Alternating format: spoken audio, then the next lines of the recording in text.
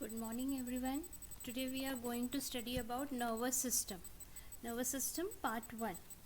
All living beings are dependent on number of processes going in their body like digestion, respiration, movement, etc. These processes do not function independently but they are interrelated to fulfill the general needs of the body. So when we talk about nervous system, a proper coordination is required by this. So first let us study what is coordination. The interlinking of activities, example digestion, excretion, etc.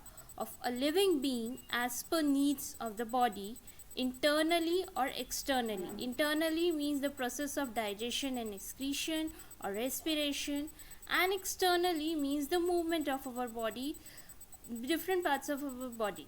That is called as coordination. Now when we talk about coordination, there are two types of coordination: nervous coordination and chemical coordination. Nervous coordination means it is related to our nervous system. Chemical coordination is related to the hormones which are secreted by our body. First let us talk about nervous system. Now when we talk about nervous system, just take an example. When we feel hungry, then we eat food. So the act of eating food involves a number of coordinated activities.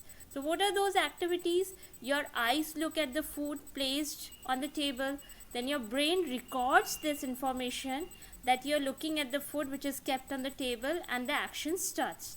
Then what happens? The arm gets the message that they have to be raised and they have to hold the plate in which the food is kept. Then the fingers pick up the food and push it into the mouth. So these are the various activities which are coordinated by the nervous system.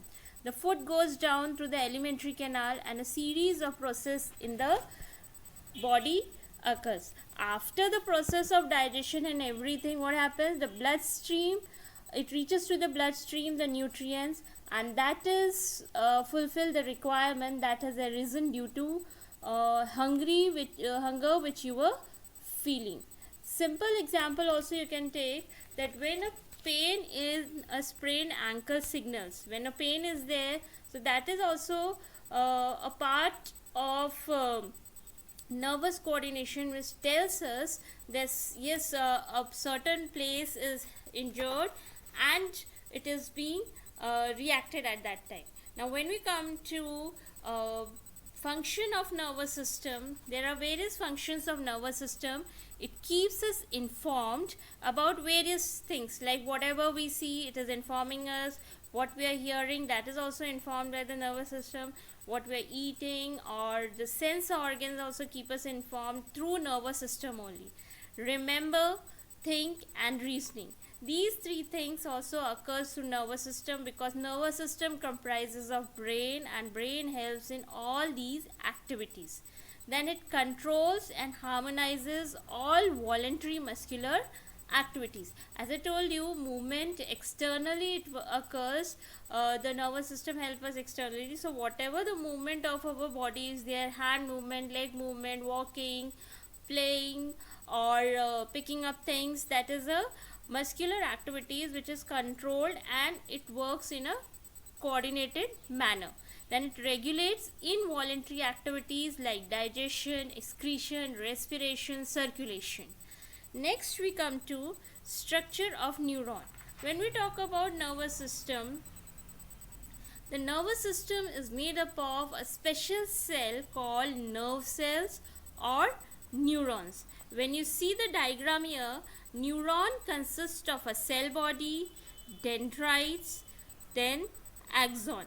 So these three are main part of a neuron. That is the main cell body called as the cyton, which gives out a number of fine-like projections which is called as dendrites, and a long process called as axon. Now this axon is covered by a sheath called as myelin sheath. Node of Renvier is present here and branches are present there. Now you see parts of neuron with its function. Now when you see cell body, it organizes and keeps the cell functional. Then nucleus, which is present within the cell body, it controls the entire neuron. The control center of neuron is the nucleus. It controls the entire neuron. Then we come to dendrites, which receives signal from the other cells, because these neurons are interconnected to each other. So millions of neurons are present in the body. So how they will be connected to each other? With the help of dendrites. So dendrites receive signal from other cells. Then cell membrane is present there, which protect the cell. Then axon, hillock is there, which generates the impulse in the neuron. Next we come to axon. Axon, the main function of axon is to transfer signals to other cells and organs. Then a myelin sheath is present there, which increases the speed of the signal. Whatever signal is taken from the axon and it is being transferred, the increase of speed occurs through the myelin sheath. Node of Ranvier allows the diffusion of ions. Then Schwann cell produces the myelin sheath. The Schwann cell which is present there, that will produce the myelin sheath, which helps to increase the signal. Axon terminal forms the junction with other cells. Means from here only dendrites will join with axon and then it will send the message to different parts of the body. Now there are main three kinds of neuron: sensory neuron, motor neuron and association neuron. Now what are the functions of these neurons? When we talk about sensory neuron, it carry impulses from sensory cells to the spinal cord or brain. Motor neuron carry message from the brain or spinal cord to the glands or muscles. And association neuron lies in spinal cord and transmits impulse from one neuron to the another. Now one by one we'll study. Now see the diagram here of motor neuron, sensory neuron and interneuron. Now see sensory neuron structure. The structure of sensory neuron, when you see, it is long dendrite and short axon is present there. Function is that it conducts impulse to the spinal cord. Location, where it is located in our body, it is located in the cell body, dendrite outside spinal cord, cell body, dorsal root. Then interneuron or association neuron, when we talk about, it is short, it is having short dendrite, short axon, interconnect sensory neurons with motor neuron. This is the function of association neuron. Then it is present within the entire CNS, means central nervous system. Then we come to motor neuron. Motor neuron, it is the structure, when you see, short dendrite and long axon. Now in sensory neuron and association neuron, short axon was present there. But when we talk about motor neuron, a long axon is present there. The function of motor neuron is to conduct impulse to the effector organ, whether it be muscles or the glands. And where they are located, these motor neurons, mainly they are located in the cell body, dendrites in spinal cord, axon outside spinal cord.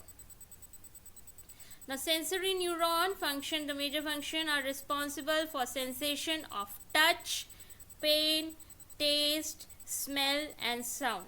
Whatever the object is being touched, that is felt by the sensory neuron. Pain, taste, also the taste buds which are present there, that is a sensory neuron. The function occurs through sensory neuron.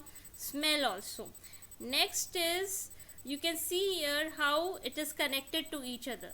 The A which you see, sensory neuron, it receives the touch and through interneuron or the association neuron, it is sent to the motor neuron.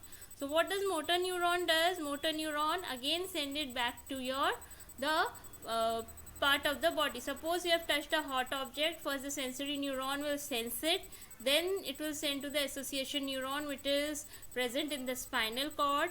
Then spinal cord or brain will give the message, yes, the person has touched a hot object. So again it will go to motor neuron, and again it will come to the affected part, and you will come to know that you have touched a hot object, which is a process which occurs within seconds, nanoseconds.